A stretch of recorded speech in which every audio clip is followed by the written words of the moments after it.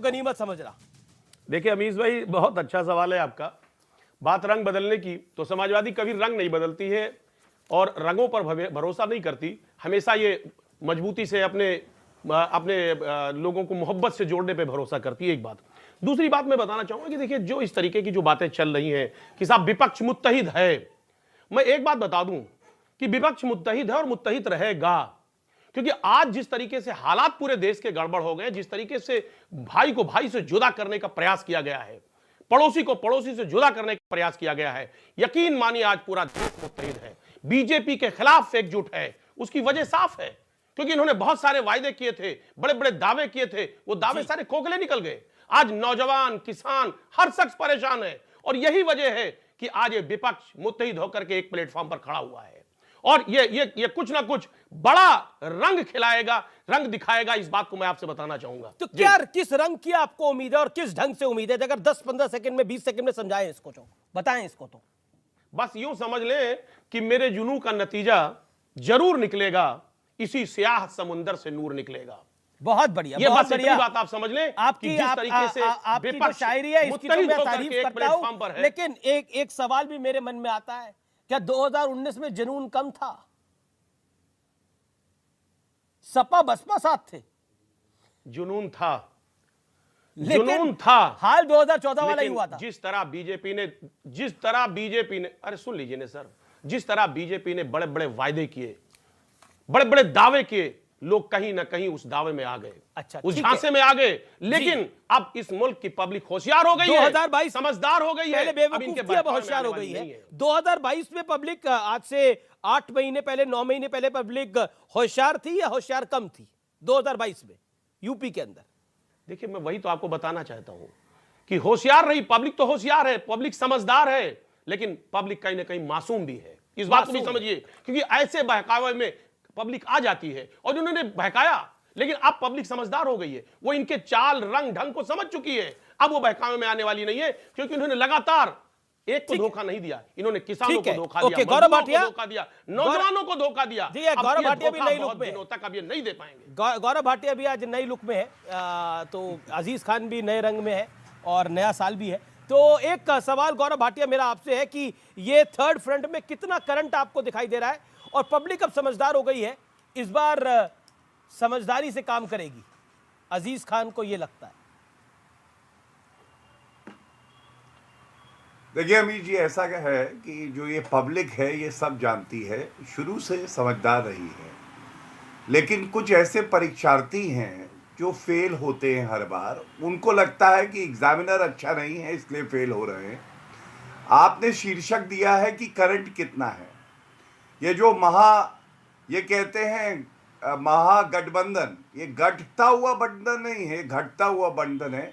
और इनके, आपने कहा ना करंट कितना, इनका ट्रांसफॉर्मर फूका है, करंट तो है ही नहीं। कल की ही बात है, श्री नरेंद्र मोदी जी ने जो मूल मंत्र दिया भारतीय जनता पार्टी को, पहले मैं उसका उल्लेख करूंगा।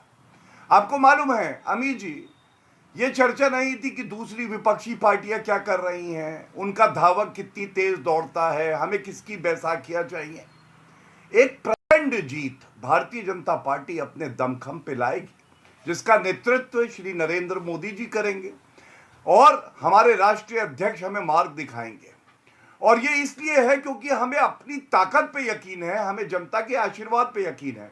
और इनका हाल क्या है, मोदी जी से ये क्या टकराएंगे, अपने मतभेदों से ही चूर चूर हो जाएंगे। लेकिन कांग्रेस कह रही है, मेरा काउंटर क्वेश्चन है, समाजवादी पार्टी की कांग्रेस कह रही है कि कल प्रवक्ताओं को भी नसीहत दी है कि अब प्यार बांटे, नफरत नहीं। कांग्रेस ये कह रही है कि कल मोदी जी ने भी समझाया है प्रवक्ताओं को कि प्यार बांटिए, नफरत नहीं, हर समुदाय की बात करिए। भारतीय जनता पार्टी एक परिवार है और जो परिवार में हमारा मुखिया पिता तुल्य नरेंद्र मोदी जी या जेपी नड्डा जी हमें बताते हैं, वो हमारा अंदरूनी मामला है। लेकिन उसका सार मैं बता दूं, आपको याद है सबका साथ, सबका विकास, सबका विश्वास, सबका प्रयास। लाल किले की प्राचीर से नरेंद्र मोदी जी ने यह भाषण नहीं दिया है कि संसाधनों पे पहला हक जो है वो अल्पसंख्यकों का है या मुसलमानों का है। उन्होंने कहा है मुसलमान भी हमारा भाई है, सिख भी है, हिंदू भी है, जैन भी है, बौद्ध भी है। लेकिन एक बड़ी बात बताता हूं, देखिए, भारतीय जनता पार्टी उस छात्र की तरह है जो खुद परीक्षा में बैठेगा और 100 में 100 अंक लाएगा। दूसरी तरफ ये महा ठगबंधन है, ये आपस में पता है क्या कह रहे हैं? अखिलेश यादव जी केसीआर से कह रहे हैं, देखो 100 में मुझे 20 अंक का ही पेपर आता है, 20 में 20 मैं लाता हूं, 20 में 20 तुम लाओ, शरद पवार 20 लाएंगे, सब जोड़ देंगे और हम नंबर 1 स्टूडेंट बन जाएंगे। क्या ऐसा होता है अमित जी जी जी, ये ऐसा ये होता नहीं आपका कथन है। दूसरी बात मैं एक बात और बढ़ा दूं। जी जी, आपने एक बात और लंबा बोला बढ़ा गौरव, अगर आप दे दे बीच जी जी, आपने लंबा बोला, आप उसके बाद आप बोल लीजिएगा। अभय दुबे भी नहीं, मैं सपा के लिए कुछ दिखाता, आपको अच्छा लगता। Jack and Jill went up the hill to fetch a pail of water, Jack fell down and Jill came back tumbling after. ये देखिए, वो जैक एंड जिल की टी शर्ट पहने थे इसलिए। अखिलेश यादव का वक्तव्य है, उत्तर प्रदेश के चुनाव तो अभी कुछ माह पहले ही आए थे, कह रहे थे 300 का आंकड़ा पार होगा, लेकिन हुआ नहीं। मालूम है क्यों नहीं हुआ? जनता सब जानती है। पुनः हमारी सरकार बनाई, इसीलिए जैक एंड जिल छोड़िए, थोड़ी मेहनत करिए, थोड़ा सांप्रदायिक राजनीति कम करिए। और आज सारे भ्रष्टाचारी इकट्ठे थे, वंशवादी भी इकट्ठे थे। केसीआर भी वंशवाद का प्रतीक और अखिलेश यादव भी। ठीक है कि सब वंशवादी इकट्ठे थे, लेकिन हम करंट की बात करें तो बीजेपी से बड़ा करंट तो कांग्रेस को लगा है। कांग्रेस के तेलंगाना नेता कह रहे हैं कि ये मुंगेरी लाल के हसीन सपने हैं, कोई कुछ भी पाल सकता है, लेकिन कांग्रेस ही सबसे बड़ा दल होगा और उसके इर्द गिर्द सब घूमेंगे। क्या आपको लगता है करंट आपको लगा दिया है? ये तो राहुल जी को मानने को तैयार नहीं है। केसीआर कहते हैं मैं बनूंगा प्रधानमंत्री अपनी बीच में तस्वीर लगाकर, बोलिए क्या करिएगा? समर्थन करेगी कांग्रेस केसीआर का, अरविंद केजरीवाल का? अमीश देवगन जी, आज भारतीय जनता पार्टी के प्रवक्ता ने नर्सरी की पोयम पढ़कर मुरली मनोहर जोशी जी की बात को सिद्ध कर दिया।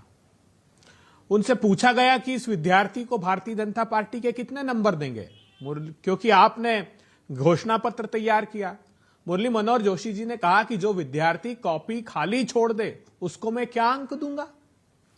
करंट की बात की तो हां, झटका जरूर लगा है। 440 वोल्ट का भारतीय जनता पार्टी को सत्ता सौंपी देश की जनता ने।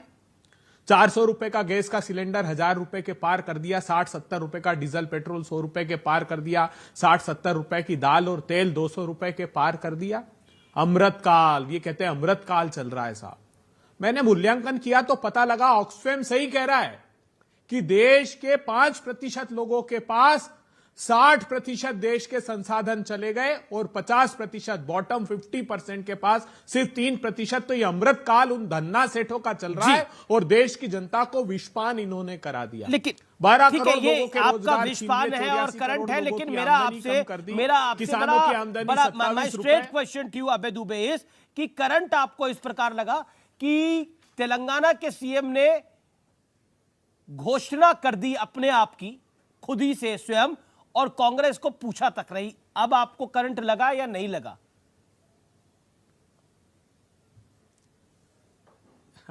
तेलंगाना में विधानसभा के चुनाव है जहां कांग्रेस और टीआरएस का आमने सामने मुकाबला है।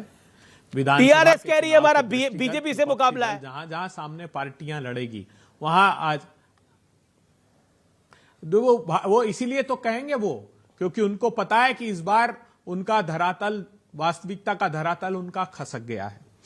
बात रही 13 प्रांत, ऐसे मेरे पास लिस्ट है जिसमें भारतीय जनता पार्टी की 243 सीट्स है, जहां पर इनकी 100 सीटें इस बार कम होने वाली है। जहां अधिसंख्य हरियाणा में 10 सीट जीती थी, कर्नाटका में 25। आज कर्नाटका में जब हम चर्चा कर रहे हैं तो 40% कमीशन के खिलाफ वहां के लाखों ठेकेदार सड़कों पर उतरे हुए हैं। संजय पाटिल जो हिंदू वाहिनी का नेता था, उसने आत्महत्या कर ली कि वहां के मंत्री हमसे 40% कमीशन मांगते। हमने पीएम को भी लिखा, देखिए चुनाव का अर्थमेटिक जनता तय करती है। मैं बार बार नेताओं को बोलता हूं, ये 40% का आंकड़ा, 50% का आंकड़ा, जनता चुनावों के समीकरण को तय करती है। और जनता ओपिनियन पोल आते हैं, फिर एग्जिट पोल आते हैं, और फिर उसके बाद जनता का मूड आता है, असल जनता का मूड क्या होता है। लेकिन मेरा सिंपल सवाल है, आपको कोई चिमटे से छूना नहीं चाह रहा, ना अखिलेश छूना चाह रहे, ना केजरीवाल छूना चाह रहे, और केजरीवाल की पार्टी तो कहती है प्रमुख विपक्ष है, ना केसीआर छूना चाह रहे हैं। तो उस करंट की मैं बात कर रहा हूं जो एक्चुअल करंट है। और आप जानते हैं, 20 सेकंड